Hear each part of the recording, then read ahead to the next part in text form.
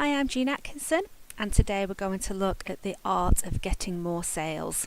Now, this presentation has been written specifically for the self-employed, owner-managed businesses. You could just be thinking about setting up, it may be a recent thing, or you could have been in business for 2 or 3 years. So anybody that's self-employed or you have an owner-managed business, then this presentation's for you. The fundamental fact of any business is that if you understand what you want to do and how you do it, if you understand the marketplace and the industry that you operate in, and you also know your ideal audience, then actually you've got a great foundation to start your business.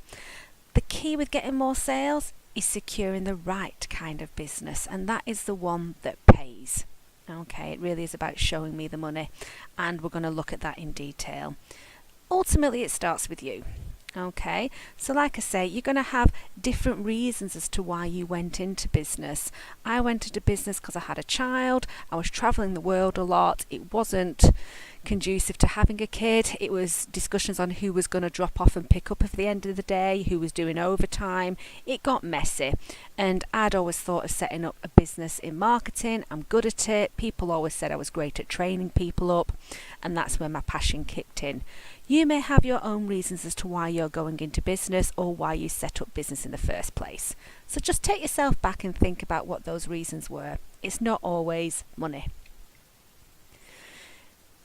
When you look at yourself, look at whether you work in the business too much. Yeah, so this is about doing the work, going out there and meeting, clients to kind of do the work. So for myself, am I consulting, am I training, am I delivering workshops, am I writing proposals for people? That's the stuff that gets me the money. But I also need to take time to work on the business. And do I balance that out? So do you balance it out as well? Are you working on it? Are you doing your cash flow forecasts? Are you thinking about where you want to be in 12 months' time? Are you thinking about if you have a sales funnel in place and you have, potential work in the pipeline? Do you know where you're at any point in time? And can you grow the business at the level and at the speed that you want to? And that's the kind of stuff where we say you're working on the business rather than in it. So just step back. If you're already in business, just see how much time you spend working in it and how much time you spend working on it. A big thing, and let's be fair, it does tend to be the females of the human race. We like to help people, and that can be our downfall, especially in the early stages of business. Don't get me wrong, it's great when you do quid pro quo. I'll do this if you do that for me. You've got to be getting something back, a bit of bartering, sharing your skill set, not a problem. What I'm talking about here are the meetings that you have that aren't really meetings that necessarily benefit you or benefit your business. So for an example, I'm a marketer, and in the early days, do you want to go for a coffee, Jean? Let's have a chat. And I'd end up giving away my advice for free. And actually that's what people pay for. So people would pick your brain, and I'm sure some of you will have that. Or good friends would ask you to do things for them, and obviously you'd feel a bit awkward for charging, so you wouldn't charge. Those kind of things. Where it becomes a benefit is really if you do feel you're getting something out of it, if you feel that that person may be able to refer you on, if you actually think that you could get something in return, such as them doing some work for you, if you actually set the ground rules and say, yes, I can do that, but can you do this for me? Or in the future, I might be knocking on your door and asking you for a favour. Make sure it's a win-win situation. And you know what? If having a coffee to build relationships is going to get you somewhere from an emotional level, do it. I have so many great associates and peers that I will meet for a coffee, we'll have a quick catch up on personal stuff, and then we talk business. We talk about how we're feeling about things. Are they experiencing a downward market at the moment? I've got a client that's not paying, what would you do about it? And these kind of things are absolute gold dust. So when I say, are you a person who likes to help others, make sure that you're getting something in return, because you will start to lose a lot of time and energy on people that, to be fair, are for the take and they're not forgiving. And unfortunately that's the reality of business, especially in the early years. Do you actually reflect on your time in business and give yourself a pat on the back?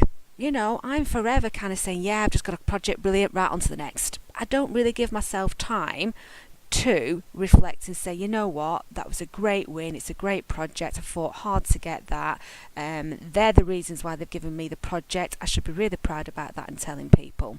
So do reflect, and I do a lot more of this nowadays. I sit back and just say, great, actually, I won that job, this is why I've won that job, this is what it's going to give me going forward, and wonderful, give yourself a pat on the back, Jean, because you won that fair and square. They liked you for whatever those reasons were. So do reflect on the times when you actually win business, when you've actually achieved something in business. You could have gone VAT registered, and that's a real triumph. That could be that you need to go VAT registered. And you know what? My accountant will always say to me, Jean, you have to pay taxes. So, if I have to pay a tax bill at the end of the year, it means I've done a good job in that year. So to be fair, even paying the tax man can be a little pat on the back, because you've done enough business to actually warrant a profit, which means you're giving the government a slice of your pie. But you know what? That's life, and it's a pat on the back because you can. The biggest thing I always ask business owners, especially if they've been going at it a while, is do you still have that fire and the passion to succeed? Reflect back to that point number 1. Can you remember why you went into business? Do you still enjoy it? What will make you enjoy it again? Reflect on actually where you're at now, and was that where you wanted to be in 12 months or 2 years? And, why haven't you achieved what you thought you would achieve? Because believe you me, life gets in the way. We all have our annus horribilis when it comes to business. But ultimately, if you still have the fire and the passion to do it, then you've just got to keep going and trying new ways and different ways of doing things. And that is really crucial. If you have your business or you want to set up a business, you have to have those reasons that drive you. Because believe you me, if it's money, it is actually quite easy just getting a wage pack at the end of every month, working for somebody else so that they have all the hassle and pain of running a business. Okay, they get the benefits of running a business as well, but you know what, if it's all money and you need money now, it's a safer bet to stay in business until you're ready to take a little bit of a risk and start to kind of invest in your own stuff. The biggest thing that I come across is time, and it's about making time to work on the business. So I do set every Friday aside now. I have no meetings, and I actually spend that Friday making a list of actions that I need to do in terms of paid work, i.e. working in the business, so I know what I'm doing the week after. And then I'm also looking at actually where do I need to be, what more work do I need to get in, who do I need to chase up in terms of a quote. I start to look at how I need to fill my sales funnel. I might have a word with my accountant to see where we're at with things on a monthly basis. It's about working on it. Do I need to start bringing somebody in to assist with web design or with training? It starts to give you time to sit back and just think about where you're going with the business. It is all about making sure that you align it and that you respond and you're in the right place at the right time, really. So again, if you're not where you want to be and you're 6 months down that line further than you thought, then you really need to figure out about how you're going to get that balance between working on it and working in it. We only have so many hours in the day that we can work on stuff, so you know what, it's about allocating that time accordingly.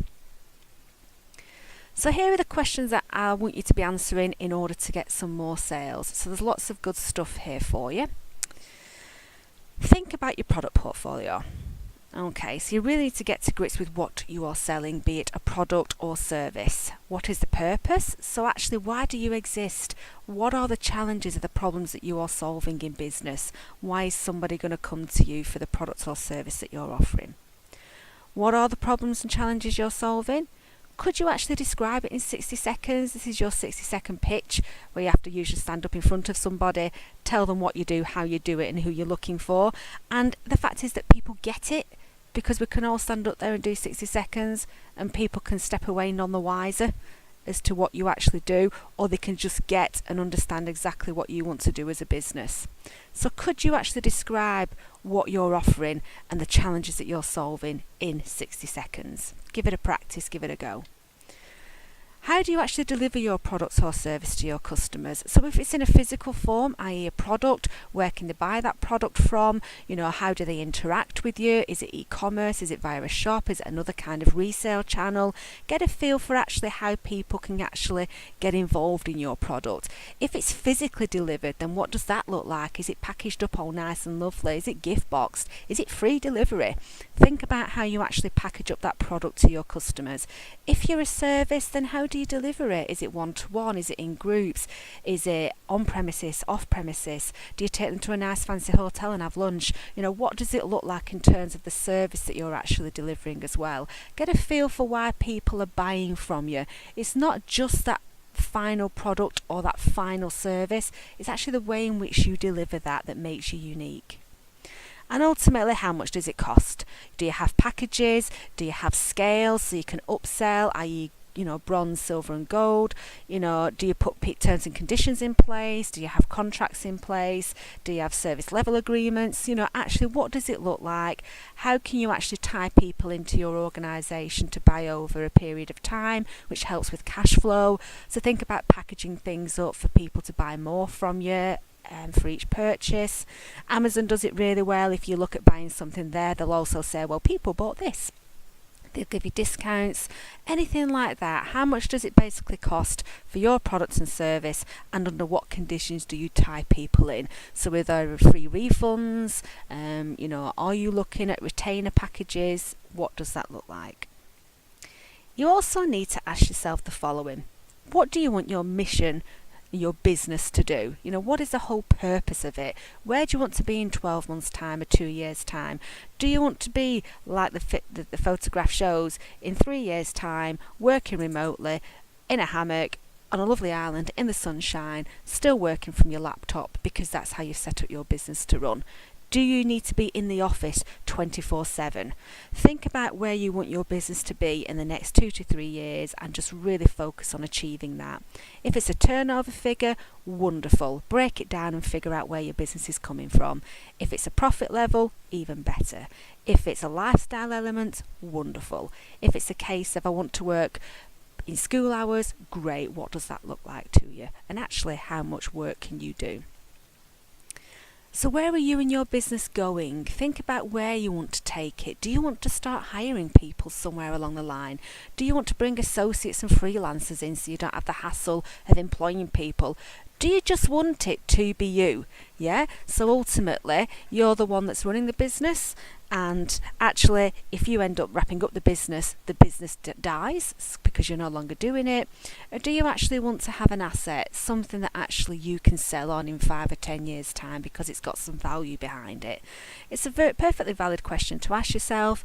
Am I Jean the consultant or am I Jean the business owner? Because both of them have very different routes and take you on very different paths.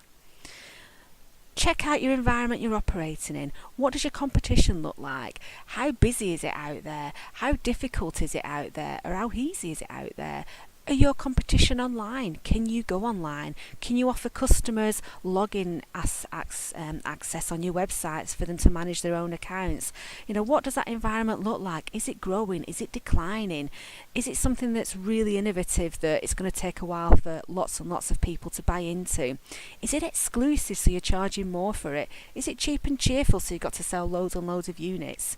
Whatever it is, spec out what that environment you're operating is and what it looks like, because then that will help you to find your position in the market and see where you're competing. And ultimately, look at what are your core competencies. I'm strategy, I'm marketing strategy, I'm marketing training. They're my core competencies. But for clients, I'll do social media management, I'll do web design, I'll do all sorts of different things like that, such as Google Analytics. I will do things for clients, but it's not a core competency that I push through my communications and through my website. It's stuff that I choose to do for particular clients. But think about your core competency. People like specialists. I'm a specialist in training and strategy. That's what the market knows me for. I happen to do other things in the background that I don't promote, and that's a choice for me not to promote that. I want to be seen as strategy and training, and it gives you a place in the marketplace. So what would you actually say now? Let's come and have a look at you. If I asked you who are your most likely customers, so who are you actually attracting at the moment? And are they actually your ideal customer? Are you attracting the right type of customer? What do your customers come to you for? Is it the stuff that you want them to come to you for? Or is it stuff that, it's completely nothing to do with you, so you have to refer them on? Or, you can do that, but it's not really what you want to do. Hence again why I look at strategy and training. People come to me for that. They just happen to ask on the odd occasion if I do other things, and that's up to me to decide whether I'll say yes or no. So think about who your most likely customers are, who are you attracting, and actually what do your customers come to you for? What is your speciality? People like specialists. Don't try and be everything to everybody. Try and hone in on specific skill sets that you have, but also the stuff that you enjoy. Yeah, if you've got your own business, you've got to enjoy doing it, seriously. So pick the things that you're particularly good at and you actually enjoy. What gives you the most pleasure and the most profit? Now, these can actually be two different things in a business. So I may get the most pleasure out of strategy, for example, but that might not be the most profitable side of the business. The most profitable side of the business could be the training. I'm not saying I wouldn't enjoy that as much, but it could be the case. Or you know what? Training gives me the best pleasure. I love it. I can't wait to get in there and deliver and write plans. But the strategy happens to be the bit that gives me the most profit. I'm spending the least amount of time doing it, and I get the most out of it in terms of an hourly rate. So either way, when you look at stuff, look at your business and think, right, what aspects give you the most pleasure? Write them down. Look at the ones that give you the most profit. And it's about getting that balance between the two and making sure that you're still doing the stuff that you love to do, but you're also doing the stuff that gets you a lot of profit in as well. You need to figure out why people look for you over the competition. And I actually think competition is a good thing. It spurs you on to be creative, to think about upskilling yourself all the time, to think about new ways of doing stuff. So the first point is check if your prices are competitive. Now, you do not have to be the cheapest in the market. Okay, so don't think that you have to be cheap and cheerful when you enter the marketplace, because then you'll attract that kind of client. If you have the skills and expertise and you have that more than the competition, then charge more. If you're not as qualified as the competition, charge less. Yeah, it has to be relative to what you can offer. If your products are superior to the competition, charge more. If they're not as superior, cheap as chips, then charge less. Yeah, think about competitiveness. It does not have to be the cheapest. Do you compete effectively in terms of product and service quality? So again, if you're a service, how is that delivered? What kind of added value do you give to that? When I do my training courses, it's delivered on a small scale, in a nice venue. People get 30 days email support afterwards. So it's that added service quality and support that you can get there. So what do? It's not just that product, it's what else do you do to deliver quality. Are you actually seen as a supplier of choice? Do people recommend you and refer you? So your current client base, do they actually go out there and refer you because they thought you were good? Do people recommend you in the marketplace because they've seen you out and about? So are you seen as a supplier of choice? Do you even come up on people's radar when they're looking for your product or service? And this is where you get into your marketing activity and tailoring it. And actually, when you look at the marketplace itself and you're already in business, are you actually growing, losing ground, or just holding on to your market share? So did you do the same amount of business last year as you did this year with the same amount of profit or less? Are you actually growing steadily year on year in turnover, but your profit's not increasing? Are you actually losing ground? Now, okay, you could lose ground in terms of your turnover not being as much, but then maybe your profit levels have increased. You need to figure out where you sit in terms of where you currently are compared to where you were last year and where you want to be next year. This is when you start to create your story. If you can answer all of those questions and write them down in a document, then this is packaging it all up and telling your story to people. Why is it important to tell your story? Because you can create the book of you, the book of your business. Tell your story as to why you set it up, how you set it up, what you want to achieve. You create the book of you and you share it. And this is the aspect that you really need to get to grips with in small business, is the fact that sharing is caring. And the fact is, if you have got a great story and you understand who your ideal marketplace is, you understand your position in the market against competitors, you can tell people what your portfolio of products and services looks like and why they should buy from you, then you have a story and you need to go out there and share it. Start with your customer base. Yeah, if you've got a happy customer out there, Ask them to refer you or recommend you to others. Ask them if they know of anybody that would benefit from your product or services. And actually they say that one happy customer equals 9 referrals. So if you ask them, they'll probably refer more. If you don't ask them, it's probably timing that kicks in. Do you know somebody who, oh actually yes, try. They're not actively going out there and saying, are you looking for somebody to help you do this because I know a company or a person that can? So start with your happy customers and just ask the question. A really great quote from Dale Carnegie: 91% of customers say they'd give referrals, only 11% of salespeople ask for them. So ask, yeah? People will happily complain on social media and complain to other people. You need to give people a prod if you want them to say great things about you, unfortunately. Out of sight, out of mind. They've been happy. There's nothing more to say. You have to get them to say stuff. After your customers, look at your close associates, your peers, your friends, your family, anybody around you that will happily give you a great feedback, great testimonial, great review on social media, and they will recommend you to others. So think about the people around you that you know may have contacts that will require your product or service, and just again ask them. If you've done a great job and they like you, then they'll refer you on. You need to watch then the referrals come in. They convert a lot quicker than new leads. So a lot of my business nowadays comes from referrals. There's not much that comes through in terms of new kind of lead generation stuff, and that fits my business model fine. If I was building a large business, I would need to also focus on lead generation activity as well, which is probably worth another presentation, and that is about getting in front of people that don't even know you exist. Tap into your customers. Get them to review you on social media, choose your platform. Get them to write up a case study and give you a testimonial, and use this across your marketing communications, and it will convert a lot quicker. When I started off in networking events and people would say, well, why should I choose you? Or why would I choose you? It's hard work to answer that question yourself, but if you throw it back and say, well, listen, this is what a customer said about me. It's third party, it's valid, it's authentic, it's distance from you. Yeah, it's impartial. That comes across a lot easier than, well, I think because I'm this and I'm that. It works a lot better. Why are you still here? The whole point here is to go and get them. Yeah, go back and revisit this presentation, answer those questions, and create the book of you, and start asking people to refer you, to recommend you, to share your stuff on social media, and to get your name out there. I am Jean Atkinson. My company is Eden Marketing.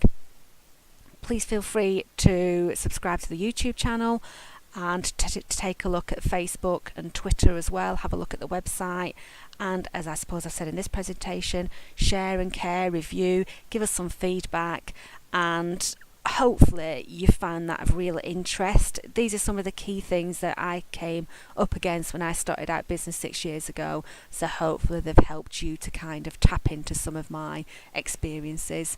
And thank you very much for your time for listening. I'll see you soon. Goodbye.